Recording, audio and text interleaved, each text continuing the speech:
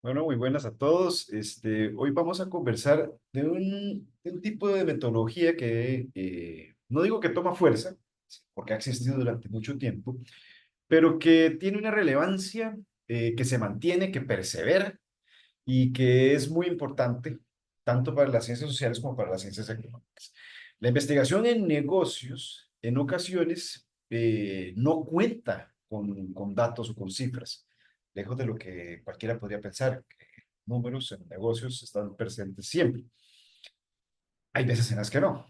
Hay veces en las que queremos entender los porqués de algo que está sucediendo.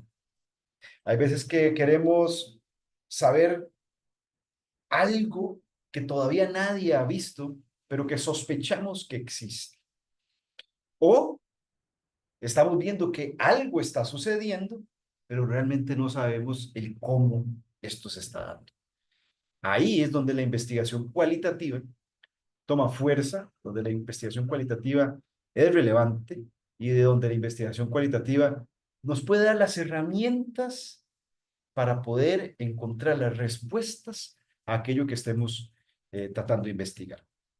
Voy a compartirles brevemente eh, una presentación en donde vamos a ver este tema un poquito desmenuzado.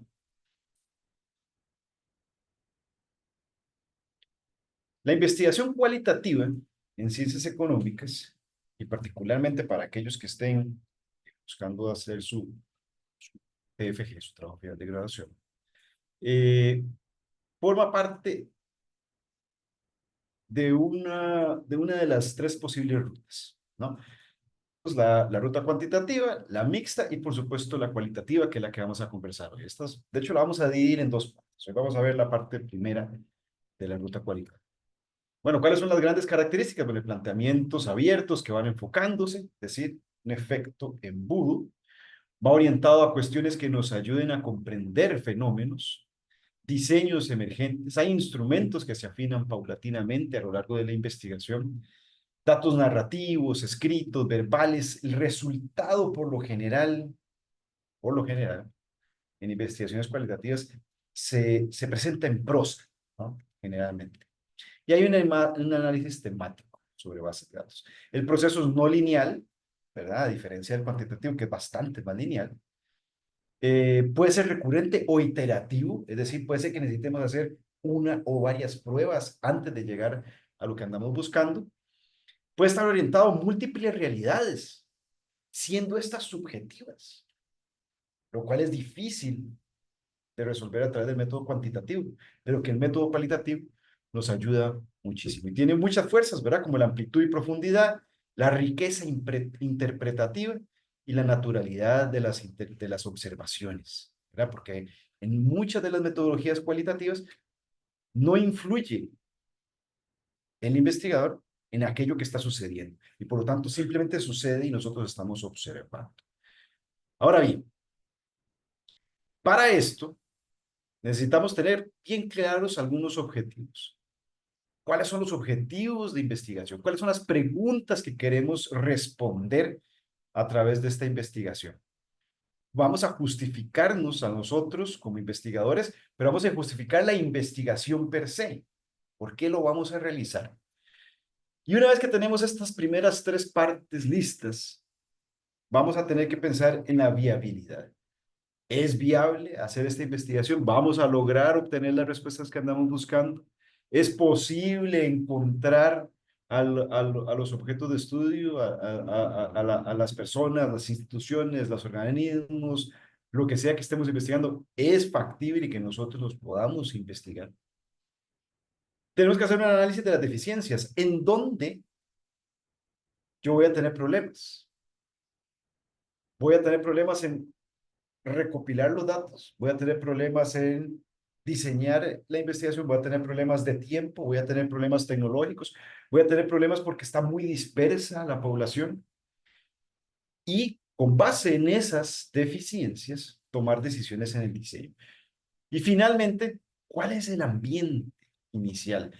¿Cómo debo tener ese ambiente? ¿Es conveniente? ¿Es accesible? ¿Puedo crear un ambiente de investigación óptimo?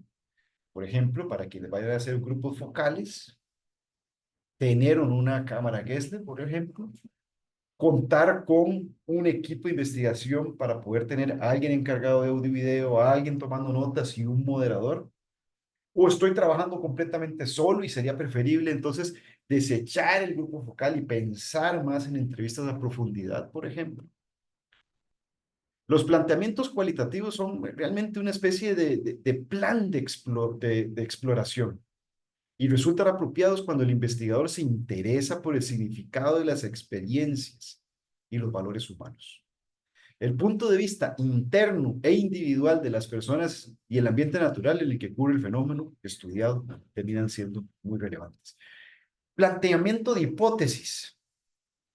Bajo las metodologías cualitativas, no es necesario tener una hipótesis planteada como tal al inicio de la investigación, porque realmente como la parte cualitativa busca los porqués, los cómo de las situaciones, puede que esas hipótesis más bien se van fundamentando a lo largo de la investigación. Conforme vamos teniendo hallazgos, vamos encontrando qué es realmente lo que está sucediendo y por lo tanto ahí es donde podríamos plantear una hipótesis, no al inicio de la investigación, como sí sucede en las partes cuantitativas eh, de las investigaciones. Entonces, para seleccionar una muestra, una vez que tengo esa parte clara, es importante que nosotros, sí, como investigadores, tengamos conciencia de la naturaleza del fenómeno. ¿Es un fenómeno donde tengo que investigar organizaciones? ¿O es un fenómeno donde tengo que investigar individuos? ¿Es un fenómeno donde tengo que investigar individuos en ciertas circunstancias? ¿Cuál es la naturaleza de este fenómeno? Y debo comprenderla para poder tomar ese tipo de decisiones. ¿Cuál es mi capacidad para recolección de datos y análisis? ¿Tengo o no tengo softwares especializados? ¿Tengo o no tengo el conocimiento para recopilar, tener las grabaciones, hacer las transcripciones y posteriormente el reporte? ¿O necesito más bien algo que sea mucho más de observación? ¿Cuánto tiempo y recurso cuento, tanto humano como monetario, para realizar una investigación?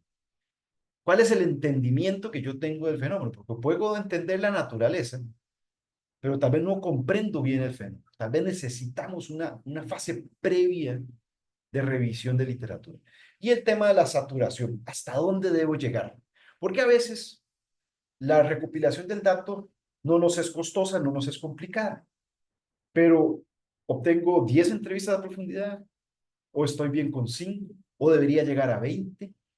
La saturación es un concepto que nos puede ayudar a comprender hasta dónde debo llegar, cuántos focus groups debo hacer, cuántas observaciones de cliente misterioso debo realizar, cuántas entrevistas de profundidad debería realizar.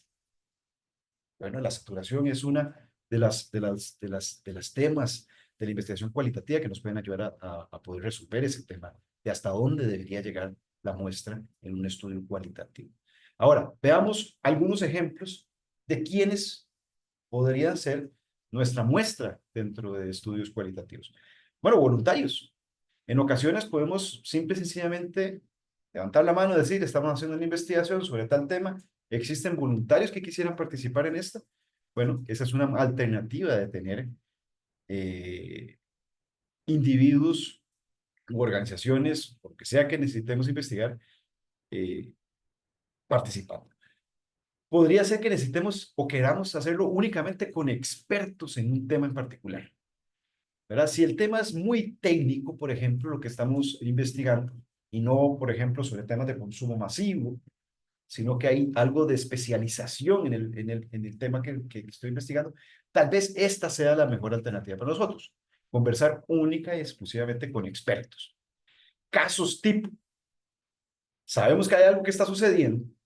No entendemos todavía por qué o el cómo, pero conocemos de algunos casos típicos que se han venido reiterando en el pasado reciente.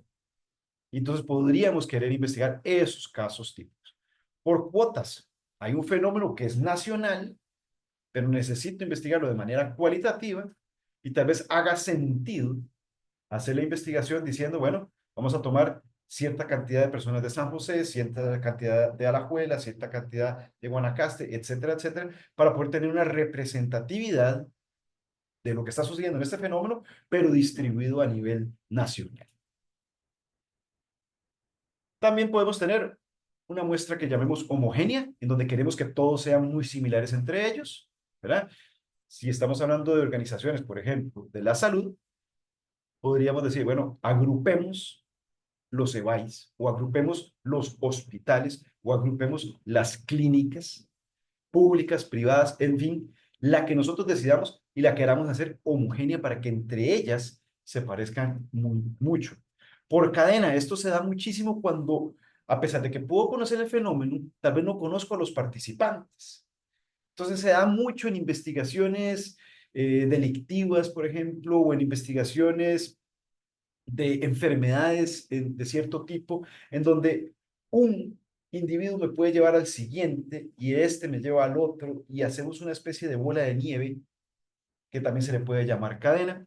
Casos extremos en donde conocemos el fenómeno, pero sabemos en donde no sucede, en donde sí está sucediendo con mucha frecuencia y podríamos investigar estos dos extremos para comprender mejor el por qué aquí no sucede y el por qué aquí sucede casi siempre. ¿Verdad? Esa sería una manera de verlo también. O casos importantes, ¿verdad? Casos que saltan a la vista, casos que son muy públicos, casos que se deben contemplar simple y sencillamente por la relevancia que estos tienen. Esas son algunas de las maneras de recolectar la muestra y seleccionar la muestra. En una siguiente entrega vamos a ver un poco más sobre este tema.